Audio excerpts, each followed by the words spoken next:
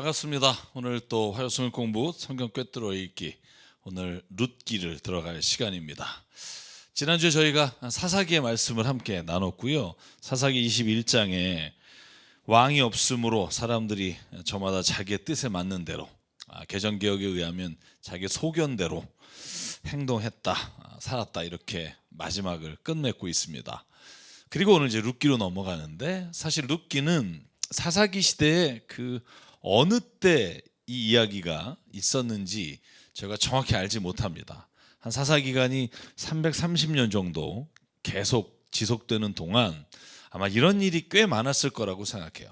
그 가나안 땅, 유다 땅, 그곳에 기근이 들어서 여기에 나오는 한 사람의 가정의 이야기가 주인공으로 등장하는 게 룻기의 내용입니다. 사람들이 다 하나님의 말씀을 거역하고 불신앙으로 사는데, 이 룻이라고 하는 이방 여인이 얼마나 신실하게 하나님의 마음에 합하게 살았는지를 보여주는 게 이제 룻기의 기록입니다. 그래서 특징을 보면 룻기는 저자가 누군지 우리가 알지 못하는 문서에 속합니다. 그리고 한 여인의 가정사가 전체 성경 이야기의 내용의 전부인 건 아마 룻기밖에 없을 겁니다.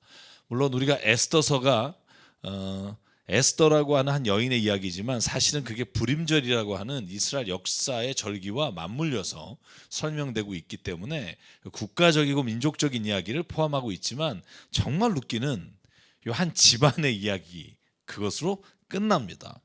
그런데 이 족보가, 룻이 낳는 그 자녀가 예수님의 족보, 다윗의 족보에 기록되면서 역사성에 관한 증명을 하고 있는 그런 성경 말씀이라고 보시면 될 것 같습니다. 간단하게 시대적 배경을 좀 볼게요. 엘리멜렉이라고 하는 가족이 베들레헴에 살다가 그들이 기근 때문에 모압 땅으로 옮겨가는 이야기예요. 이따 지도를 보여드리겠습니다만, 그래서 그곳에 혼자 내려간 게 아니라 엘리멜렉의 부인 나오미와 그리고 두 아들이 함께 그 모압 땅으로 갔는데 일어나는 일들을 기록하고 있고요. 그리고 다윗의 족보가 4장 18절에서 22절에 나옵니다. 그래서 보아스가 룻으로부터 자녀를 낳고 그것이 다윗 왕의 4대 조상이라는 것을 밝히고 있습니다. 룻기 신학은 이방 민족에게도 하나님께서는 믿음으로 말미암아 구원을 베푸신다 하는 구원의 보편성, 그리고 모압 여인 룻이 예수 그리스도의 조상이 됐습니다라고 하는, 그래서 한 보잘것없어 보이는 인생도 하나님께서 그의 섭리에 따라 하나님의 위대한 일을 맡기실 수 있다 하는 이야기도 저희가 엿볼 수 있고요. 그래서 오늘 룻기를 좀 처음부터 끝까지 다 해보려고 합니다. 시간이 허락하는 대로 진행해 보도록 하겠습니다. 자, 제가 말씀드린 대로 1장에 들어가면 이 1장에 사사시대에 기근이 들었다라고 돼 있고, 베들레헴 태생의 한 남자 엘리멜렉이 주인공입니다. 그래서 이름만 나옵니다. 사실은 엘리멜렉이 뭐 있는지는 아무것도 없고, 이 말론과 기럐이라고 하는 두 아들과 아내 나오미와 함께 모압으로 갔습니다. 왜 모압 땅일까? 지도를 보시면 베들레헴은 사해의 서편이에요. 그죠? 그 모압은 어디냐? 여기만 건너면 바로 모압 땅이에요. 그러니까 사해를 건너면 바로 모압 땅이기 때문에 베들레헴에서 살았던 엘리멜렉이 온 가족이 함께 건너가기는 가장 좋은 위치죠. 그래서 모압 땅에 온 가족이 건너갔는데, 저는 이걸 읽으면서 욥보다 더 슬픈 이야기다. 욥은 자식 다 죽고 재산 다 날리지만, 그러나 그래도 아내는 도망갔지만 아내는 있었는데, 이 나오미란 여인은요, 남편 죽죠. 엘리멜렉, 말론과 기럐 다 죽죠. 그 모압 땅에서 결혼한 이방인 여인 며느리만 남아요. 이 오르바와 룻만 남잖아요. 그러니 이 얼마나 기구한 인생입니까? 왜냐하면 욥은 그래도 자기가 남자니까 재산이라도 물려받을 수 있죠. 나오미는 재산도 물려받을 수가 없어요. 아들은 다 이제 죽었죠. 며느리들도 이제 자식을 낳을 만한 형편이 전혀 안 되죠. 여러분 그래서 이 상황에 나오미가 할 수 있는 게 뭐겠어요? 자, 오늘 중간에 이렇게 제가 뛰어넘는 부분을 설명을 드리면 나오미가 오르바와 룻에게 이렇게 말해요. 나는 이제 불쌍한 여자다. 그리고 내가 지금 다 죽고 오르바와 룻 너희에게 내가 자식을 낳아서 아들을 계속 물려줄 수 있다면 좋겠는데 내가 아들도 없고 그러니 이제 너는 모압 땅에 남아라. 나는 베들레헴으로 돌아갈게. 여러분 그렇게 한참을 떠말리는데 여러분 오르바나 룻이나 진짜 좋은 며느리예요. 안 됩니다 어머니 막 이러고 이제 막 울면서 붙잡는데 나오미가 끝까지 거절합니다. 그랬더니 오르바는 뭐 정그릇이다면 이러시고 모압 땅에 남기로 결정해요. 그런데 여러분 오늘 14절에 보면 오르바는 입 맞추고 작별 인사를 드리고 떠나는데 그런데 룻은요 더 시어머니에게 달려붙는 거예요. 여러분 13절까지 보면 오르바나 룻에게 떠나라고 나오미가 여러 번 권고합니다. 근데 끝까지 남아요. 근데 남는 이유가 뭐냐 하면 여러분 15절에 나오미가 이렇게 말해요. 보라 네 동서는 저의 결례와 신에게로 돌아갔다. 여러분 이거에 주목해야 돼요. 너의 동서 오르바는 모압 땅으로 돌아갔다. 가족으로 돌아갔다가 아니라 결례와 신에게로 돌아갔다는 말을 여기에 주목해야 합니다.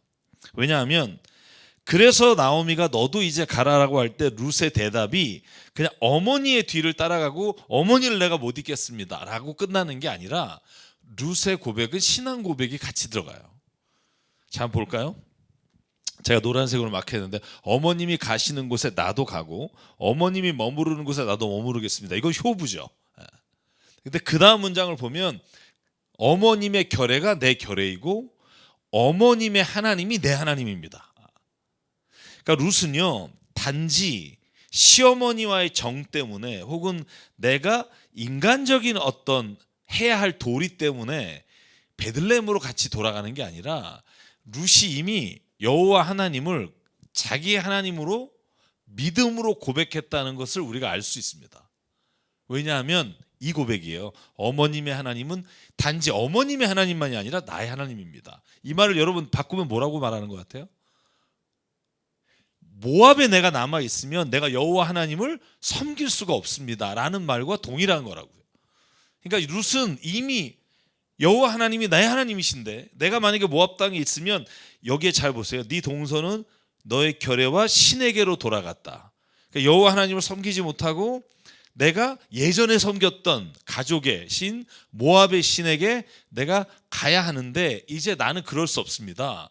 그래서 저는 룻이 하나님의 은혜와 하나님의 사랑과 믿음의 고백을 하고 있지 단순히 효부로서의 고백만이 아니라고 하는 걸 좀 주목할 필요가 있다고 생각해요.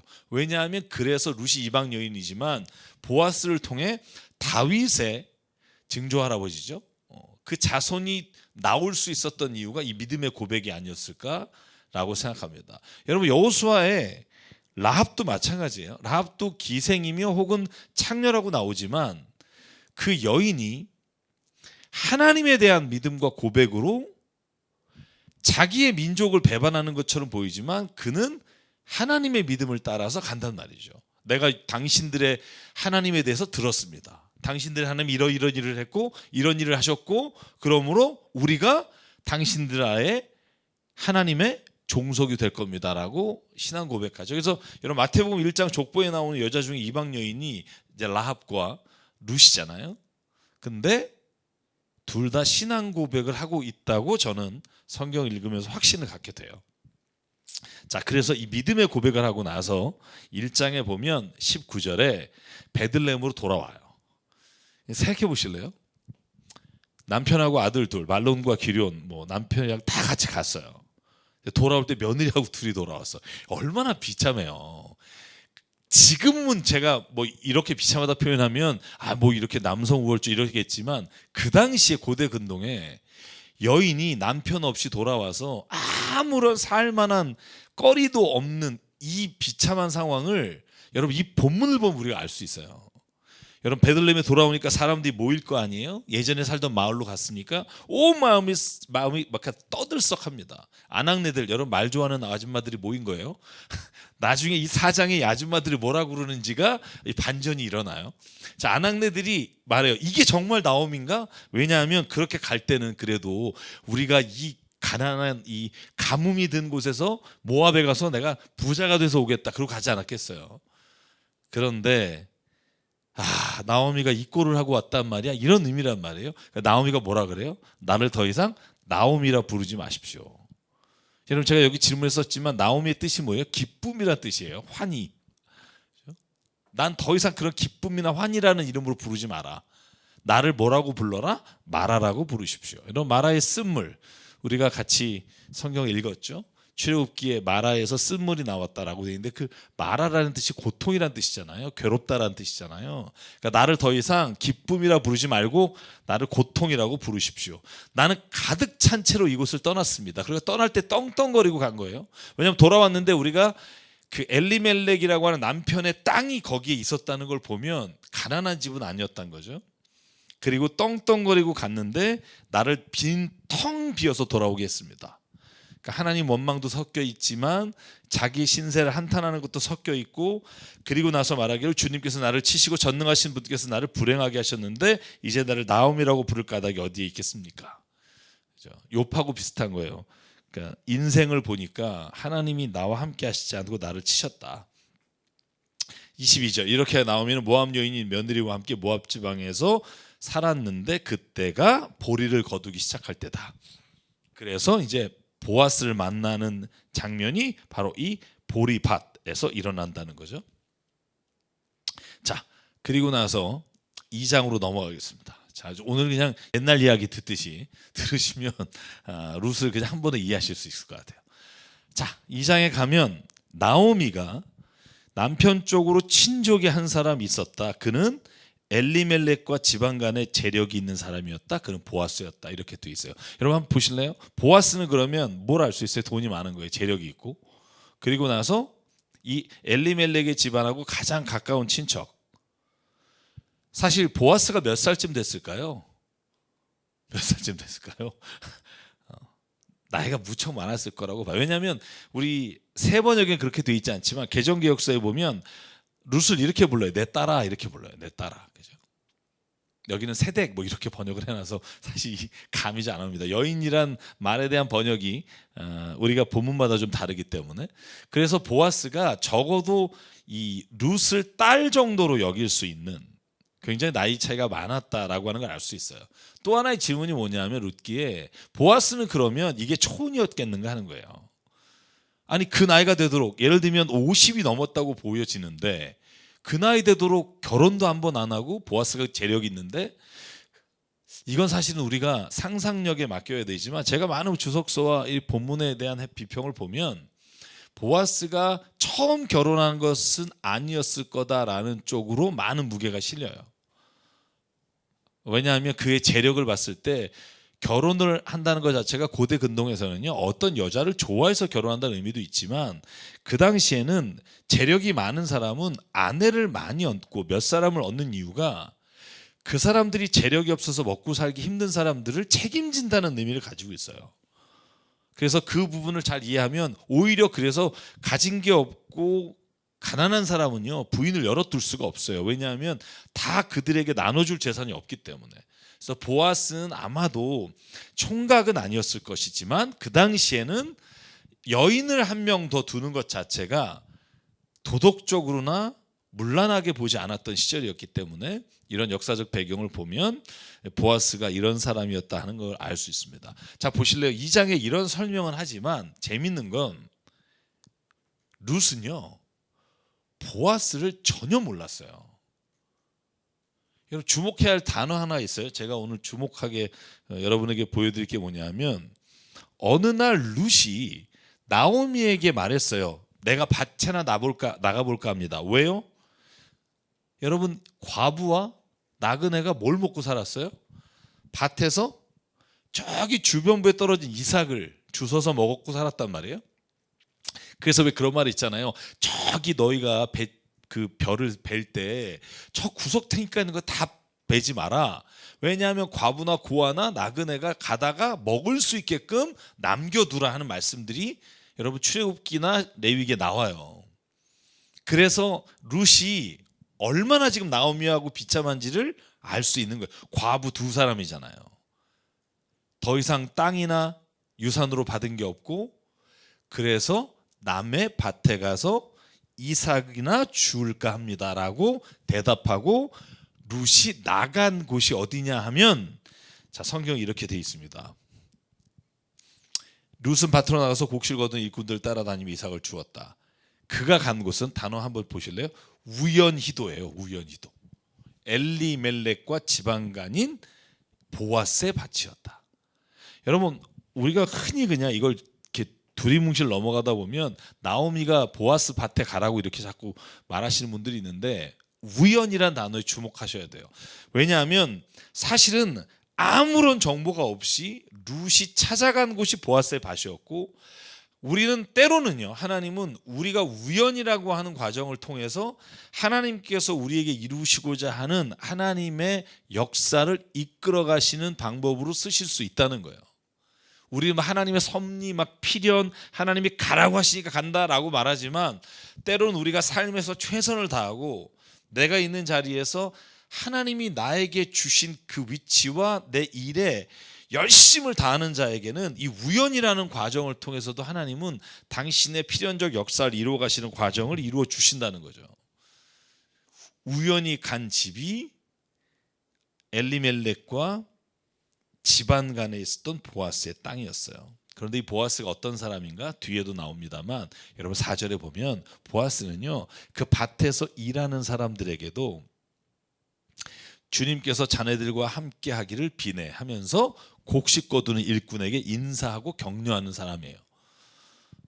성품이 정말 좋은 사람이다 하는 걸 우리가 계속 알 수 있습니다. 그러니까 그 일꾼들도 보아스에게 주님께서 주인 어른께 복을 베푸시기 바랍니다 하고 서로 그렇게 인사를 주고받는, 굉장히 부자이면서도 성품이 좋은 사람이라는 걸 알 수 있습니다. 그래서 제가 친절한 보아스의 모습이 이제 쭉 2장에 나옵니다.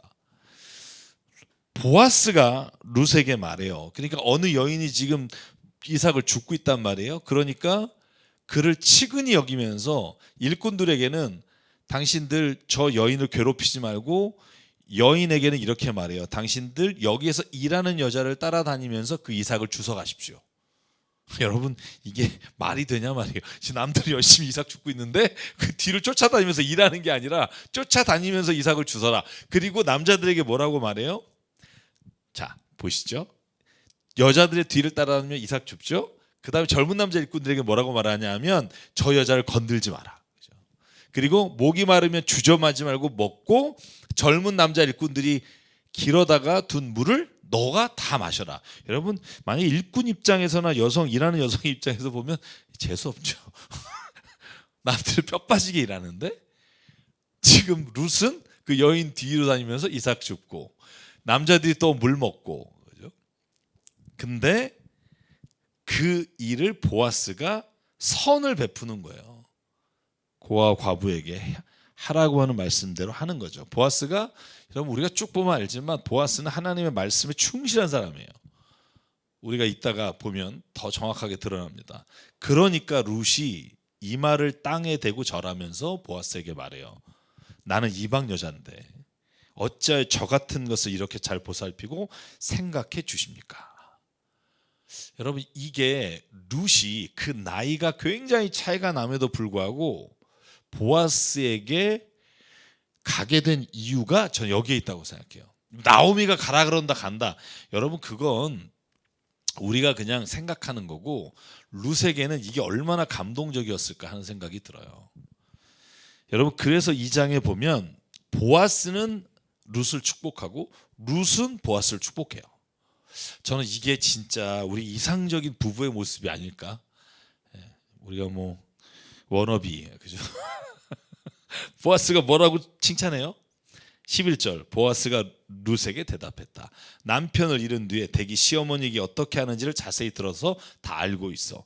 댁은 친정아버지와 어머니를 모시고 태어난 땅을 떠나 엊그제까지만 해도 알지 못하던 다른 백성에게 오지 않았어. 그리고 12절 마지막 그분께서 하나님이 댁에게 넉넉히 갚아주실 것이요. 보아스가 룻에게 축복해요. 아직 아무 관계도 아니란 말이에요. 그런데 룻이 이걸 듣고 또다시 13절에 보아스를 축복해요. 어른께서 이토록 잘 보살펴 주시니 몸둘 바를 모르겠습니다. 어른께서 거느리고 계신 여종들 축에도 끼지 못할 이 종을 이처럼 위로해 주시니 보잘것없는 이 몸이 큰 용기를 얻습니다. 저는 그래서 제 개인적으로 이 말씀을 읽으면서 인간이 인간에게 축복하는 것보다 더 큰 용기는 없다. 부부 간에도 마찬가지고 교우 간에도 친구들에게도 저는 가장 큰 힘이 뭘까? 축복하는 거예요. 너의 이런 일을 하나님 이 모습을 보시고 너와 함께 하시고 너에게 갚아주실 것이고 내가 이로 인해서 큰 힘을 얻습니다. 이런 축복의 언어가 있는 곳, 있는 교회, 있는 가정, 있는 직장이 저는 인간적으로가 아니라 하나님 안에서 가장 큰 복을 누리며 살아가는 힘의 원천이 거기에 있다고 믿습니다. 축복하십시오. 오늘 뭐 혼자 성경 공부하시는 분이 많을 테지만 입을 열어 축복하십시오. 항상 축복하십시오. 그게 저는 오늘 보아스와 룻의 축복을 우리가 누리는 방법이라고 생각해요. 그러니까 자기도 축복하십시오. 이 지질이 못나고 궁상 이렇게 하지 마시고 하나님 나라 얼마나 존귀하게 여기시는지.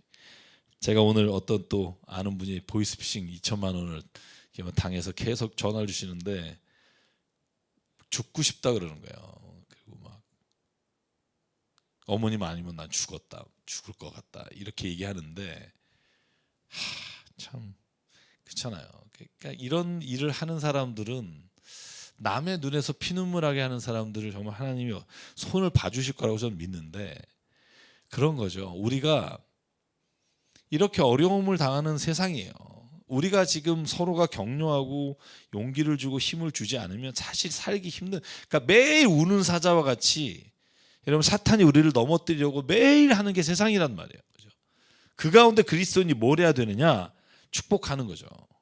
자기 자신도 지질이 못 나고 내가 실수하고 잘못하고 그래서 당하는 어려움이 있을지라도 축복하는 거예요. 저는 그 축복이 우리 그리스도인을 살아있게 만든다고 믿어요. 그래서 여러분 축복하십시오. 여러분 자신을 계속 쓰다듬으면서 축복하시고 다른 사람에게도 축복하시고 저는 그러고 나니까 나오미가 나중에 알게 돼요. 왜냐하면 룻이 그 에바 여러분 그 여기에 보면 굉장히 곡식을 많이 보아스가 싸줘요. 볶은 곡식도 배불리 먹고 남은 것도 꺼내서 어머니께 드리니까 야 오늘 어디서 이삭을 주었길래 이렇게 많이 갖고 오냐 하나님이 너에게 이렇게 복을 베푸셨니? 그랬더니 룻이 말해요. 자기가 누구 밭에서 일했는지를 말하였다. 오늘 내가 가서 일한 밭의 주인 이름은 보아스라고 합니다. 나오미가 지금 보아스의 집에서 이 룻이 이삭을 주워왔고 볶은 곡식을 받아온 걸 알게 된 거예요. 그리고는 20절에 말해요. 그는 틀림없이 주님께서 복받을 사람이다. 그 사람은 먼저 세상을 뜬 우리 식구들에게도 자비를 베풀더니 살아있는 우리에게도 한결같이 자비를 베푸는구나. 제가 앞에도 말했죠. 보아스의 성품은 그냥 한순간이 아니라 그의 삶의 전체에서 드러나고 있다는 거죠. 그러니까 엘리멜렉이 나오미와 함께 말론과 기럯과 함께 모압에 가기 전부터도 그 식구들에게 가지고 있는 재력으로 자비를 베푼 사람이고 이렇게 과부가 돼서 돌아왔는데도 한결같이 자비를 베푸는 사람이다. 그래서 저는 이 보아스가 오늘 룻을 만나는 장면은 하나님께서 정말 이 두 사람이 서로 축복하며 자비를 베푸는 관계 안에서 이끌어 주시는 아주 놀라운 일이 일어난다는 걸 보게 됩니다. 자, 그럼 이제 3장으로 넘어갈게요. 3장. 여러분 그런데 재밌는 장면이 여기죠. 왜? 나오미가 누구예요? 룻의 시어머니란 말이에요. 그럼 자기 아들하고 결혼했었잖아요. 아마 기럯의 부인이었을 거라 생각하는데 말로는 오르바랑 결혼하고 뭐 정확히 나와 있지는 않습니다만 그런데 룻에게 이렇게 말해요. 너 이제 결혼해야지. 그런데 오늘 내가 너에게 말해주는 대로 해라. 생각해봐라. 친족 가운데 보아스 사람 있지. 야, 너가 거기 밭에 다녀왔잖아. 내가 너에게 말할게. 오늘 말이다. 목욕을 하고 향수를 바르고 고운 옷을 단장하고 타작마당에 내려가. 그리고 그 사람이 거기서 먹고 마시고 잠이 들면 눈치채지 못하게 그 잠자리로 들어가서 너는 그가 눕는 자리를 잘 보아두었다가 그의 발치를 들치고 누워라. 그러면 그가 너의 할 일을 일러줄 것이다. 시어머니가 며느리한테 어떻게 네가 누구에게 가서 같이 눕고 이 얘기를 해준단 말이에요. 그죠? 저는 이 장면이 어떻게 보면 이제 나오미가 룻이 딸이 돼버린 게 아닌가. 그죠? 이제는 더 이상 뭐 아들도 없고 정말 자기를 위해서 온 가정을 버리고 이 이국 땅까지 온 룻이 이제 나오미에게는 딸이 돼버린 거죠. 사랑 여러분, 여러분 가정에 며느리와 시어머니의 갈등이 있다면 나오미와 룻을 꼭 읽으시길 바라고요. 어차피 여러분 구박하면서 미워하면서 사느니 사랑하면서 사는 게 훨씬 좋습니다. 저는 서로가 지옥을 만들고 사는데 익숙해져 있는 우리에게 하나님이 오늘 천국을 만들며 살 수 있는 기회를 주시는 게 저는 믿음이라고 생각해요. 계속 지금 갖고 있는 그 미워하는 마음, 그리고 그 누군가를 향해서 내가 갖고 있는 이 상처받은 마음을 갖지 마시고요. 한 사람이 포기하십시오. 그냥. 그러면 오늘 이 나오미와 룻처럼 마치 모녀가 대화를 나눈 것 같은 대화들이 이제 오가게 돼요. 자, 그래서 이 말을 듣고 룻이 뭐를 해요? 그날 밭에 가서 보아스가 먹고 잠이 들어요. 어디에 드냐? 낫가리. 나 낫가리가 뭔지를 몰라가지고 찾아봤더니 낫가리가 이거 있잖아요. 벼이삭. 다 친 다음에 요거 남은 것들 모아놓은 게 낫가리라고 하더라고요. 여기에 누웠어요. 좀 이게 좀 얕겠죠. 낮은 데다가 이렇게 굉장히 푹신하잖아요. 누웠어요. 그랬더니 8절 한밤중이 되었을 때 보아스가 으시시 떨며 돌아눕다가 웬 여인이 자기 발치에 누워 있는 걸 보고 깜짝 놀래요. 누구요? 그러니까 룻이 말해요. 어른의 종 룻입니다. 어른의 품에 이 종을 안아주십시오. 어른이야말로 집안 어른으로서 저를 맡아야 될 분입니다. 보아스가 대답합니다. 이봐요 룻, 그대는 주님께 복받은 여인이요 가난하든 부유하든 젊은 남자를 따라감직한데 그러지 하지 않으니 지금 그대가 보여준 가득한 마음씨 이제까지 보여준 것보다 더욱더 값진 일이요. 두 가지죠. 하나는 룻이 보아스의 발치에 들어갔다. 이거를 성경을 해석하는 데 있어서 굉장히 분분하더라고요. 이게 뭐냐? 뭐 때문에 분분하냐? 발치로 들어갔다 하는 말을 그 남자와 함께 잤다라고 번역하는 사람이 있고요. 그냥 발치에 들어갔다는 걸 이불을 같이 덮었다고 번역하는 사람이 있고요.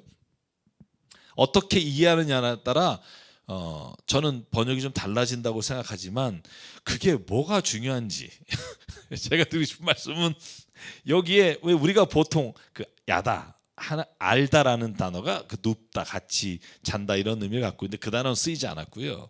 관용적 어구로서 이것이 남녀가 같이 자는 것을 의미한다라고 해석하는 사람이 있지만 저는 초점은 거기에 있지 않다는 거예요. 그러니까 부도덕한 것을 이렇게 쓰려고 하는 게 아니라는 거죠. 그래서 저는 이 말을 굳이 그렇게 같이 잤다라고 번역하는 것보다는 보아스가 있는 그 자리에 룻이 가서 보아스에게 자기의 마음을 내놨다고 봐요. 그랬더니 보아스가 그 마음을 받아들인 거죠. 왜냐하면 이 다음에 나온 단어가 당신은 정숙한 여인이라는 걸 알고 있습니다라는 말이에요. 그런데 예를 들어서 보실래요? 내가 남자가 자고 있는데 들어와서 여자가 같이 잤다. 그러면 그 다음에 나는 당신이 정숙한 여인인 것을 알고 있어. 이게 되게 웃기단 말이죠.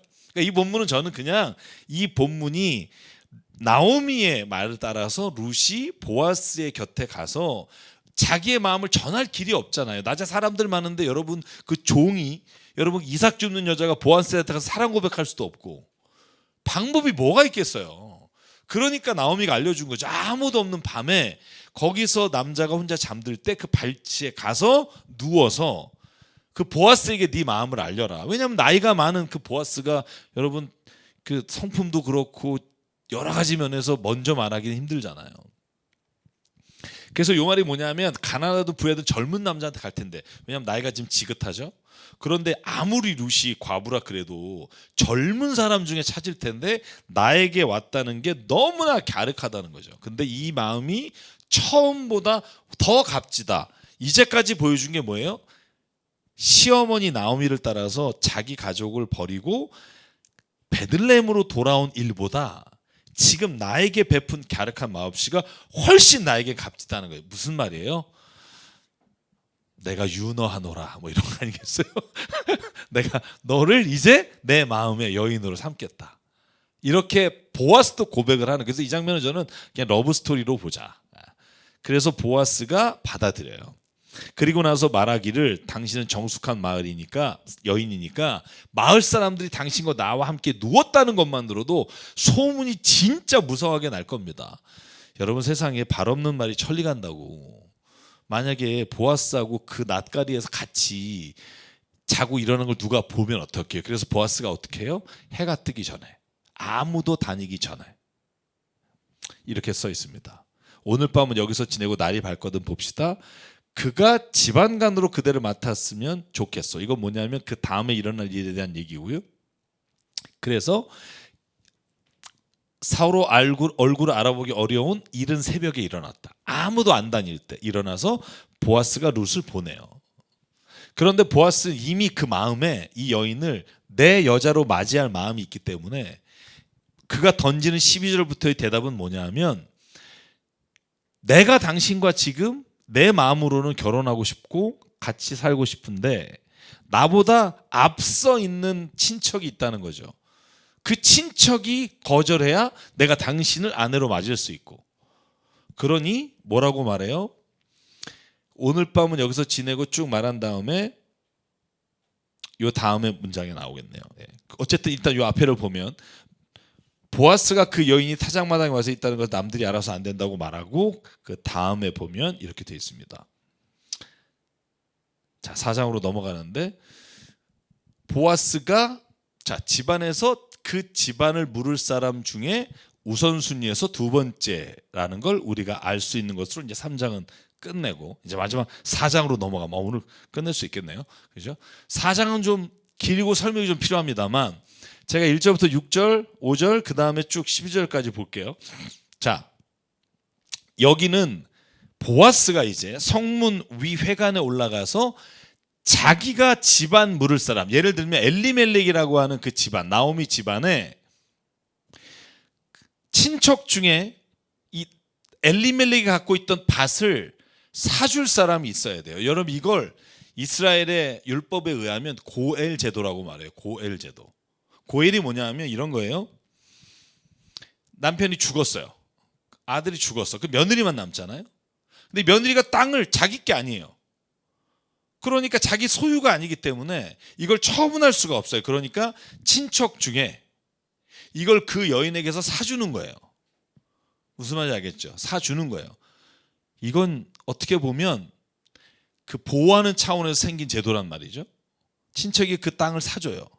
그러면 그 여인은 그 땅을 판 돈을 가지고 연명할 수 있겠죠. 생계를 할 수 있단 말이에요.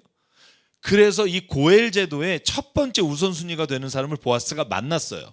왜? 자기는 순위가 안 되니까. 가서 뭐라 그러냐면, 여보시오, 이리 좀 와서 올라앉으시오. 그리고 2절에 말하기를 성읍 원로들 10사람을 청했어요. 왜? 증인이 있어야 되니까. 그리고는 계속 말합니다. 모압 지방에서 돌아온 나오미가 우리 친족 엘리멜렉이 가지고 있는 밭을 팔려고 내놓았소. 그러니까 엘리멜렉, 남편의 땅을 내놓은 거예요. 그런데 나는 이 사실을 분명히 알려드리는데, 나는 당신이 그 밭을 사라고 말씀드리오. 당신이 지방간으로서 책임을 지겠다면 그렇게 하시오. 그러나 지방간으로서 책임을 지지 않겠다면 분명히 말해 주시오.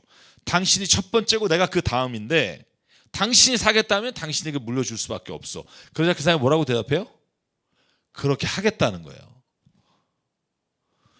내가 지방간으로서 책임을 지겠소라고 말하니까 보아스가 다시 말해요. 여러분, 난감하지 않아요? 지금 보아스는 지금 작시원을 짜서 이 사람이 안 하면 내가 하려고 딱 왔는데 내가 하겠어 이러니까, 그 다음에 보아스가 5절에 뭐라고 말해요? 왜 이러미니? 그런 거예요. 잠깐만, 그러면 당신이 그 밭을 사는 거로 끝나는 게 아니라 그 밭을 산 나오미의 며느리 룻과 결혼을 해서 그 땅이 또 나오미와 룻의 소유가 되도록 해주라는 거예요. 여러분 이해가 좀 어려우면 이런 거예요. 만약에 그 땅을 이제 샀단 말이에요, 제가. 그러면 그 땅의 값을 치르고 그리고 그 땅을 지금 내가 소유를 갖는단 말이에요. 그런데 여러분 희년이 되면 자기가 받은 땅을 돌려줘야 돼요. 어떨 때 돌려줘야 되냐면 남자가 있을 때. 여인에게 못 돌려주니까. 그러니까 이 사람은 뭐라고 생각하냐면 이 땅을 주고 사면 내 거가 되는 거예요, 영원히. 무슨 말인지 알겠죠? 근데 보아스가 조건을 달아요. 뭐라고 그러냐면 그 밭을 사는 날로 고인의 아내인 모압 여인 룻도 아내로 맞아들여야 하고. 그죠? 그러니까 그래서 그가 물려받은 유산이 고인의 이름으로 남게 될 것이요. 고민하게 되는 거죠. 땅을 갖는 건 괜찮은데 여자까지 그럼 내가 책임을 져야 되잖아요. 그리고 그 땅은 또 나중에 그 소유를 물려줘야 되잖아요. 그 사람의 유산으로 돼버리니까. 여러분 그러니까 뭐라고 말하냐 하면 그러자 지방간에 책임 있는 그 사람이 말했다. 그런 조건이라면 나는 지방간으로서 책임을 질 수 없어. 잘못하다가 내 재산만 축나겠어. 이게 그 사람의 대답이에요. 나는 그 책임을 질 수 없으니 자 그럼 당신이 이 책임을 가져가십시오라고 보아스에게 넘겨버려요. 여러분 그런데 옛날에 이스라엘에는 만약에 법적으로 뭐가 성사가 되면 신발 한쪽을 다른 사람에게 주어서 이것이 성사되었다는 것을 공증하는 거죠. 그리고 옆에 있던 장로들이 그걸 봄으로써 확정하게 돼요. 그래서 8절 지방간으로 책임 있는 그 사람 이름이 안 나와요. 어쨌든 첫 번째 우선순위자가 보아스에게 말해요. 당신이 사시오 하면서 자기의 신을 벗어주었다. 그랬더니 보아스가 온 마을 장로들과 사람들에게 선언했어요. 여러분이 이 일의 증인입니다. 내가 두 번째지만 첫 번째 물려받을 사람이 안 하겠다고 하니까 내가 엘리멜렉이 가지고 있던 모든 것과 기론과 만류이 가지고 있던 모든 것을 나오미의 손에서 사겠습니다. 돈이 꽤 많은 거죠. 그리고는 내가 또 모압 여인 룻을 아내로 맞아 그 유산이 고인의 이름으로 남아있도록 아예 등기전도 안 하겠다는 거죠. 아예 해주겠다는 거죠. 왜냐하면 이제 내가 물려받을 자인데 룻의 남편이 되는데 그 재산도 주겠다는 거예요. 대단한 거죠, 여러분. 그럼 여러분 이 고엘 제도하고 계대 제도 두 개가 있어요. 고엘은 뭐냐면 친족이 만약에 남편이 그 아내만 남겨놓고 유산을 남겨놨을 때 친족이 그걸 대신 사주는 게 고엘 제도라면 계대 제도가 뭐냐면 우리가 잘 알잖아요. 그 다말 이야기에서도 나오지만 그 예수님이 또 그 비유 가운데 누군가 공격하려고 물어본 질문이잖아요. 아들이 결혼했는데 큰아들이 죽었어. 그러면 과부만 남았으면 둘째 아들 주고 셋째 아들 주고 넷째 아들 주면 나중에 부활할 때 그러면 누가 진짜 남편입니까? 이 질문한 거죠. 이게 계대제도라는 거예요. 그게 뭐냐면 그 아들이 물려받을 자식을 남겨놓지 않고 죽었을 때 그 집안에 둘째나 셋째가 그 형수와 함께 결혼해서 자식을 낳고 재산을 물려받을 수 있도록 해주는 거죠. 왜냐하면 여인에게는 재산 상속이 안 되니까.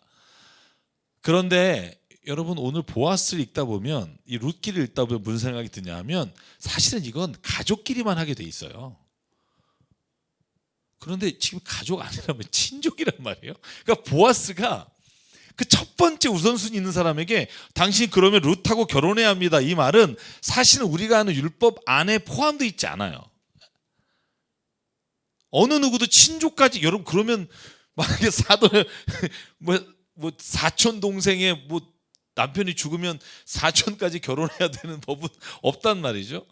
그래서 둘 중에 하나라고 생각해요. 나오미가 이 밭을 팔 때 조건으로 룻과 결혼하는 걸 달았던지 아니면 보아스가 기존에 있었던 계대 제도를 더 확장해서 이 어렵고 힘든 집안에 과부만 둘인데 그 일을 해줘야만 되지 않겠소라고 제안을 했던지 아마 그 둘 중에 하나가 아니었을까. 어쨌든 중요한 건 보아스는 자기가 결혼하고 싶어서 아마 이런 까다로운 조건을 이렇게 단 게 아닐까. 그리고 보아스는 기쁨으로 그 재산을 사서 증인 앞에서 룻과 결혼하겠다고 선언합니다.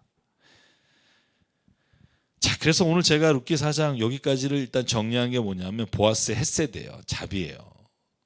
저는 계대 제도를 뛰어넘는 가족 내 규정이었던 내용을 친족까지 확장해서라도 그 땅을 지켜주고 룻을 자신의 아내로 받아들이려고 했던 이 보아스의 마음, 이 마음이 헷세드라고 보고요. 저는 이 마음이 마치 하나님이 우리에게 베푸시는 헷세드가 아닐까, 은혜가 아닐까. 자격과 조건이 있어서가 아니라 마땅히 받아야 될 게 아니라 그에 넘치는 것으로 채워주시는. 그래서 저는 이 나오미, 보아스, 룻의 이야기를 보면서 저는 하나님의 그 사랑과 은혜를 한 번 더 생각하게 돼요. 자, 그래서 오늘 마지막 단락에 이르렀습니다. 마지막에 나오는 게 다윗의 족보예요. 자, 그래서 보아스는 룻을 아내로 맞았고 임신했고, 제가 아까 말한 아낙네들이 뭐라 그랬죠? 여인들이 맨 처음에 이게 나오미냐 이렇게 물어봤잖아요. 근데 그 여인들이 뭐라고 말하냐면 이렇게 말해요. 주님께 찬양드립니다. 주님께서 오늘 이 집을, 입에 자손을 주셔서 대가 끊어지지 않게 하셨습니다. 그의 이름이 이스라엘에 늘 길이 이어지기를 바랍니다.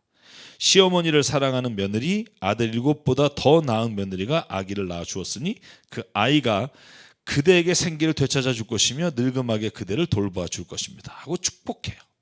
그래서 저는 정말 우리가 믿음으로 사는 사람이 오늘 보아스와 룻과 나오미의 이야기를 통해서 하나님의 뜻을 따라서, 그리고 율법에 정한 하나님의 법을 따라서 살아가면 주변에 있는 사람들이 나오미 진짜 안 됐다, 불쌍하다라고 말하다가 결국 이 여인들이 주님을 찬양합니다. 주님께서 이 집안에 축복하며 그 늙음하게 하나님이 돌봐주실 것입니다라는 찬양의 고백으로 끝나는 거죠. 그래서 저와 여러분에게도 이런 고백이 주변으로부터 들려지는 은혜가 있기를 주 이름으로 축복합니다. 이건 힘들어도 그 길을 걸어가는 자에게 주신 축복이라고 믿습니다. 그래서 마지막에 다윗의 족보로 오늘 이 룻기는 끝납니다. 여러분 잘 아는 이름 나오죠? 자, 그 아이의 이름을 뭐라고 졌어요? 오벳. 보아스가 난 게 오벳이에요. 오벳은 이새를 낳아요. 이새는 다윗을 낳아요. 자, 그래서 18절부터는 그 족보가 베레스부터 쭉 나와요. 그래서 살몬이 낳고 살몬은 보아스를 낳고 이렇게 쭉 나오는데, 여러분 살몬이 누구죠?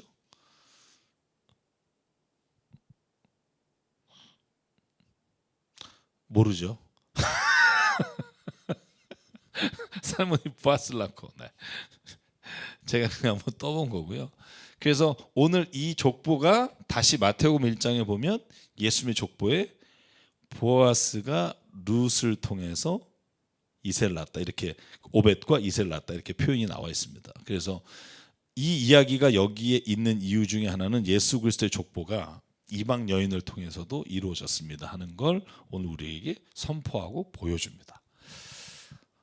룻기를 이렇게 하루에 다 끝내려고 원래 안 했는데 또 중간에 끊기면 이해하기 좀 어려울 것 같아서 오늘 하루에 그냥 끝냈습니다. 어떻게 이해가 좀 되시는지요? 네. 그래서 이 룻기는 우리가 하나님이 이 사사 시대에 하나님의 뜻을 떠나서 배반하고 살았던 이스라엘 민족 가운데, 그럼에도 불구하고 오히려 이스라엘 민족은 하나님을 배반하나 이방 여인이 하나님을 여호와 하나님으로 고백하면서 그리스도 예수의 족보에 이름이 올라가는 사건. 그래서 이미 이 말씀 안에도 하나님의 보편적인 모든 인류에 대한 사랑과 구원과 섭리에 관한 말씀이 들어가 있다는 거 꼭 기억하시고요. 오늘 우리 아까 말한 대로 축복합시다. 서로 축복하고 자기에게 축복하고 그리고 시어머니와 며느리도 축복하고, 그렇게 되면 하나님이 우리를 통해 우리 주변에 있는 사람들이 주님께 영 찬양을 드립니다, 이런 고백으로 오늘 우리가 살아간 삶을 인정받게 될 줄 믿습니다. 자, 여러분 오늘도 평안한 밤 되시고요. 또 코로나가 계속돼서 비대면 예배를 드리게 되는데 다음 주에 또 성령 꿰뚫어 시간에 만나겠습니다. 감사합니다. 샬롬.